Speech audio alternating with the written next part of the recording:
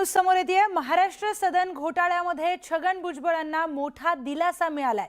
ईडीने पीएमएलए कोर्टामध्ये दाखल केलेल्या दाव्यात भुजबळांची मुक्तता करण्यात आली आहे। तर एसबी नंतर ईडीच्या केसमध्ये छगन भुजबळांची निर्दोष मुक्तता झाली आहे। ही मोठी बातमी आपण आता बघतोय। छगन भुजबळ यांना हा मोठा दिलासा मिळालाय। महाराष्ट्र सदन घोटाळ्यामध्ये छगन भुजबळांना हा मोठा दिलासा मिळालाय।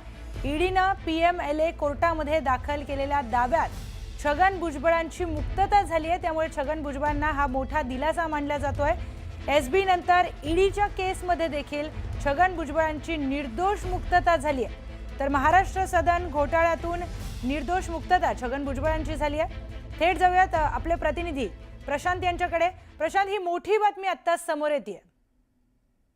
नक्कीच प्रियंका, आपल्याला माहिती आहे की अँटी करप्शन ब्युरो अर्थात एसीबी त्यांनी महाराष्ट्र सदन घोटाळा आणखी तळोजातील गृहनिर्माण प्रकल्प या दोघांच्या ठिकाणी आर्थिक गुन्हा झालाय आणि या घोटाळ्याचा टप्पा ठेवत छगन भुजबळ यांच्या विरोधात गुन्हा दाखल केला। तर या गुन्ह्यामध्ये जवळपास 56 आरोपी भुजबळ यांच्यासह होते। पण या सगळ्या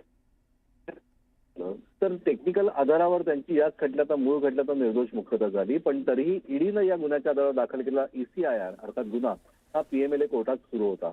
मूळ गुन्हा दाखल केलाय, त्यामुळे यातनंही आम्हाला मुक्त करावं, त्याच्यातनं आम्हाला मुक्तता करण्यात आलेली आहे। ही मागणीसाठी छगन भुजबळ यासह 40 जणांनी अर्ज पीएमएलए कोर्टात सादर केला होता।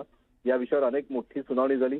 ईडीनं याला प्रचंड विरोध केला, पण पीएमएलए कोर्टाचे न्यायाधीश सत्यनारायण लावंदर यांनी आज निकाल दिला आणि छगन भुजबळ यांच्यासह 40 अर्जदारांचे अर्ज मंजूर करून त्यांची मुक्तता केली। हा छगन भुजबळ यांना अत्यंत मोठा दिलासा मानला जातोय।